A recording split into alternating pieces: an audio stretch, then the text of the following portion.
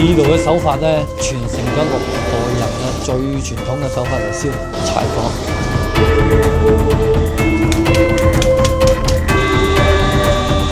哇！呢隻靚身喎，呢隻爆得好靚皮喎。呢個周深呢邊咧，5隻手指數得晒。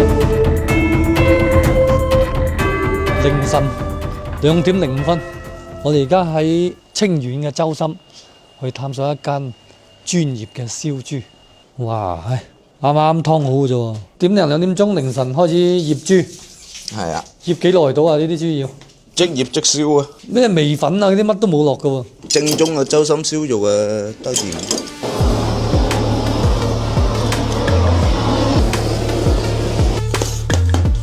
拆開咗隻殼，我哋就改嘅花刀，但係一定要踢正呢啲叻仔，將唔靚嘅部位圈晒出嚟，咩排骨、將軟骨壓斷，打晒花刀啦，插勻晒佢喎。容易醃啊，容易切啊，入味啲咯。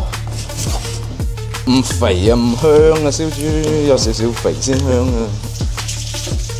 好混純嘅真係要。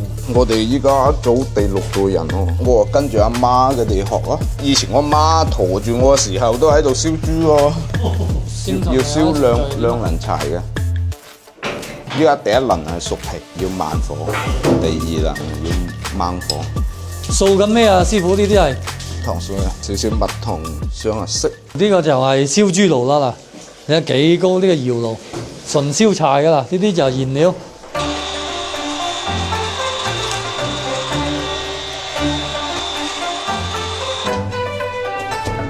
咁快就熟完皮噶啦？未。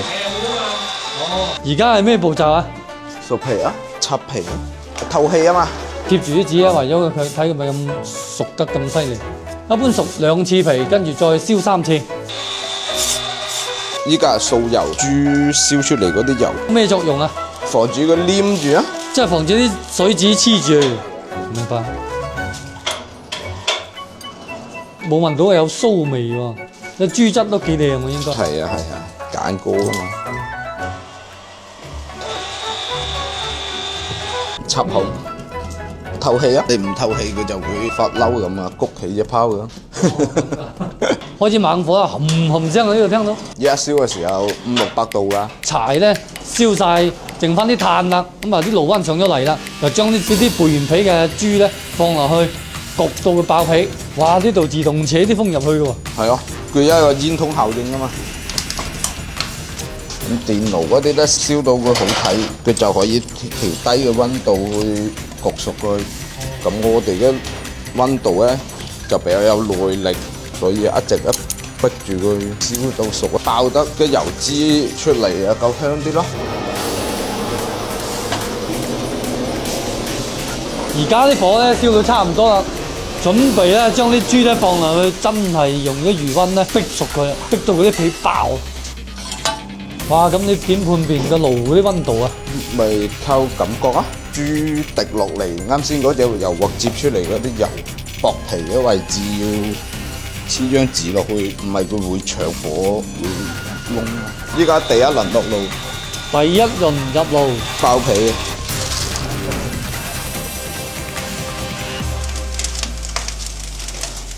噼哩啪啦爆皮聲啊，好勁啊！爆第一次皮，唔夠新嘅部位咧就唔使貼，夠新嘅部位要貼，即係預防佢燒過籠啊！嗱，呢邊又起啦，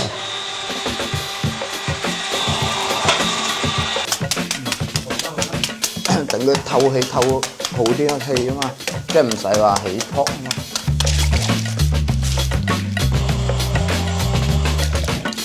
將受火嘅位置封住。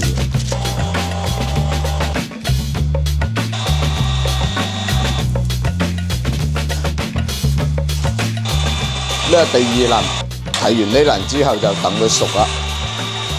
最簡單嘅調味料，鹽係百味之王，最簡單咁可以帶出嗰啲肉香味，食起身就比較自然啲。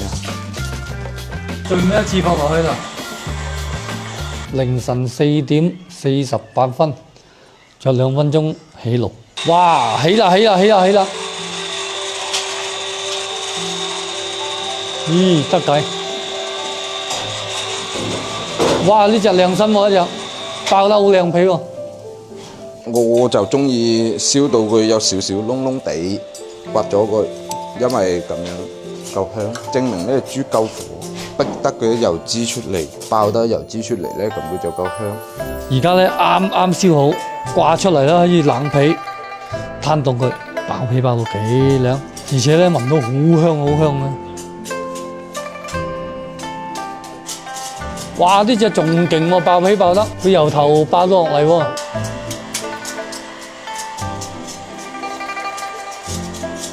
夠火力，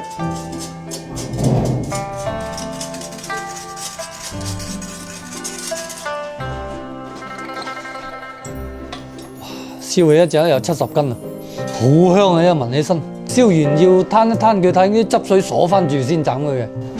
如果你加切佢就好鬆皮。哇！咁化嘅，所以太熱斬佢咧，會皮還皮，肉還肉㗎。你要攤凍咗佢，睇佢黐翻埋一齊先得。哇！好香啊！